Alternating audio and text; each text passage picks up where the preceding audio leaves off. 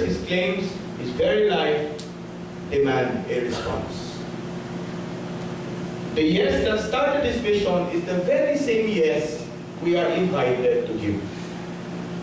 Jesus claims he is God. If his claims are true, there are only two choices. Accept that Jesus is Lord, reject. Many years ago, I listened to this same talk many years ago. Okay? And I was confronted with that question. And it was a flow of logic and reasoning that appealed to me. Bakit? Kasi abogado ako. So sabi ko, okay, very logical. Diba? Very logical. Tama naman. Tama naman yung logic nila. But it was a question that was presented to me. And it was a question I could not ignore. Jesus claims he is God. He is Lord. And I said, yes. That claim is true. But the question posed to me was, do you accept him as Lord? Or do you reject him as Lord? Many years ago, I made a decision. I made a decision to accept Jesus as Lord in my life. I made a decision to know this man more personally. This powerful God, this loving God, in a more personal manner. And maybe similar to Tete, hindi ko alam dahil baka coincidental na pareho kami ng profesyon. Dahil yung mga abogado, mahilig magplano ng buhay ng may buhay. At mahilig magplano ng sarili nilang buhay. Ganun yung bisyo ko. Ganun yung pinakamalaki kong bisyo ng panahon na yun. Control. I am still, but that time I was very OC. Things are to be done the way I planned them, the way I wanted them. And if things didn't go the way I wanted them, then I would get terribly, terribly upset. But this Jesus showed me a different way. This Jesus said, take up your cross, follow me. Take up your cross and follow me. Eh sabi ko, yun ko naman pumunta dyan eh. But I accepted him as Lord. And because I accepted him as Lord, the one thing that I refused to give up, I had to give up. Which was control. And it was very difficult for me because I could not, for the life of me, imagine not being able to plan my day, my week, my year. Okay? I am actually the worst kind of combination. Okay? I am a creature of habit and a control freak. Okay? So pag gusto mo akong guluhin, gusto mo akong inisin, baguhin mo yung routine na gusto ko. Talagang masisira magugunaw yung mundo ko. But that was what Jesus was telling me. Take up your cross and follow me. And on a very particular day, October 1, 2001, I made a choice to follow this man. I said yes to his invitation, come, follow me. And in the process, I gave up, control of my life. I surrendered literally my life to him. And I said, yes, you are Lord. You are Lord of everything in my life. Not only my present, especially my past, but also my future. That is what the yes meant. I said yes to this personal relationship with this God. And you know what?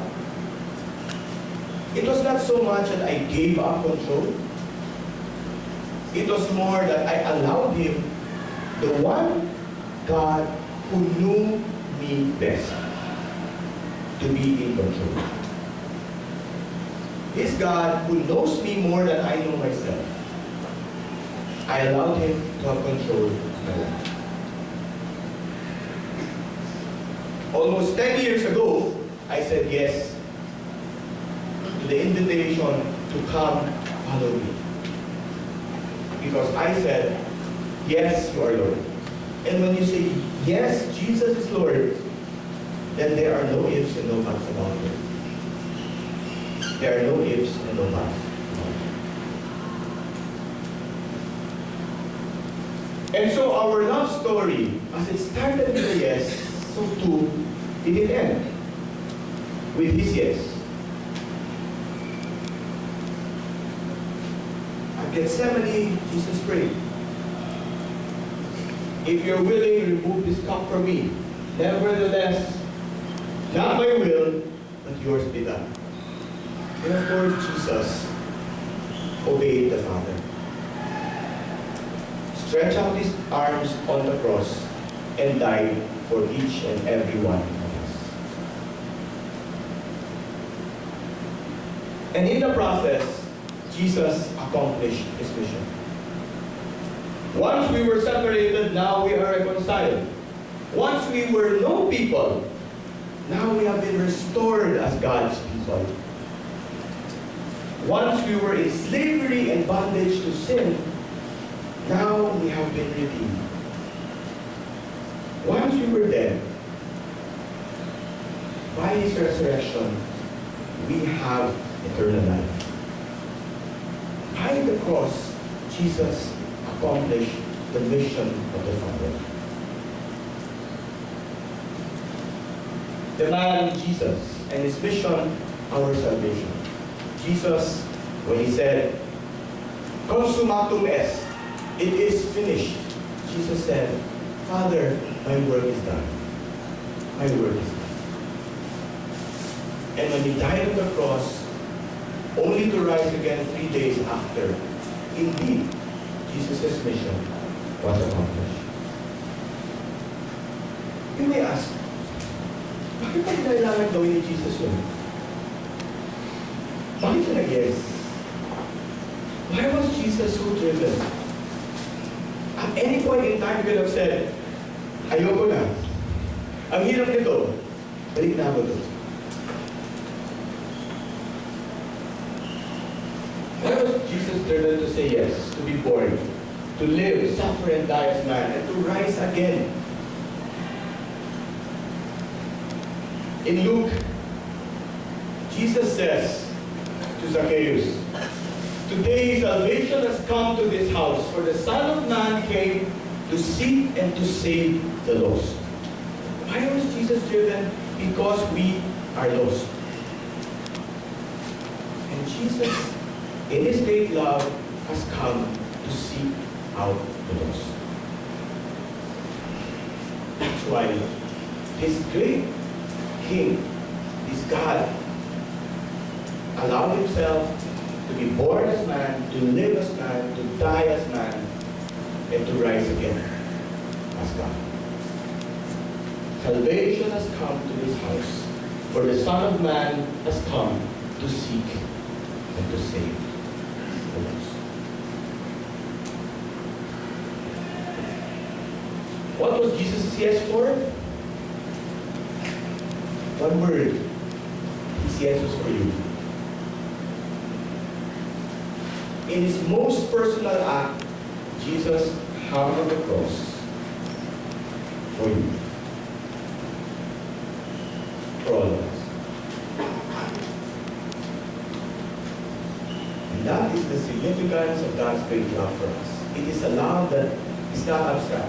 It is a love that is not theoretical. It is a love that is as personal as that. That your words are written, your names, our names are written on the cross. It's not a love that is impersonal. It's not a love that we do not know. It is a love that we experience and we know in very personal ways. What was Jesus' yes for? It was for you.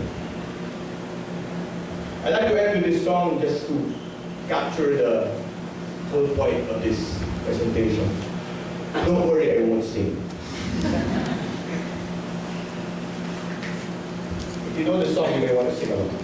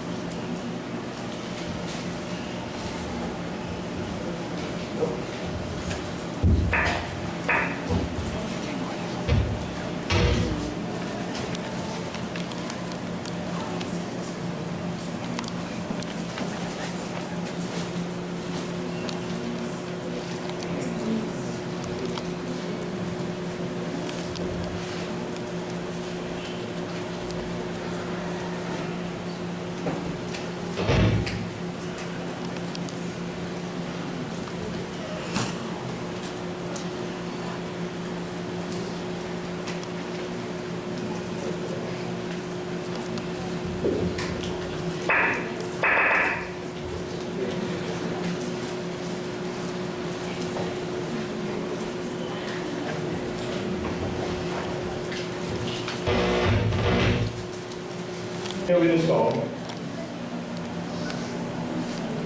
The song says, how can it be that my king would die for me? And the lyrics of the song actually point and actually give us the answer. And the lyrics of the song tells us that's the answer. It's an amazing love. It's an amazing love. We started the series with a talk about God's love. And it's, I think, a thread that will tie up the entire series. You will be hearing many talks, different titles, but in the end, it will always start and it will always end with that amazing love. So you ask, what was Jesus' yes for? It was for you. And why did Jesus say yes? It was because of His amazing love for all of us individually. I pray that as you have made the choice to say yes, to come to this series, to listen, to heed the invitation and the call of Jesus, I pray that you would take that to heart, that you would desire to know more of this amazing love of God. This amazing love that is not impersonal, that is not abstract, but is as personal as the Jesus who hung on the cross with our names on His lips. Thank you, brothers and sisters. God bless you.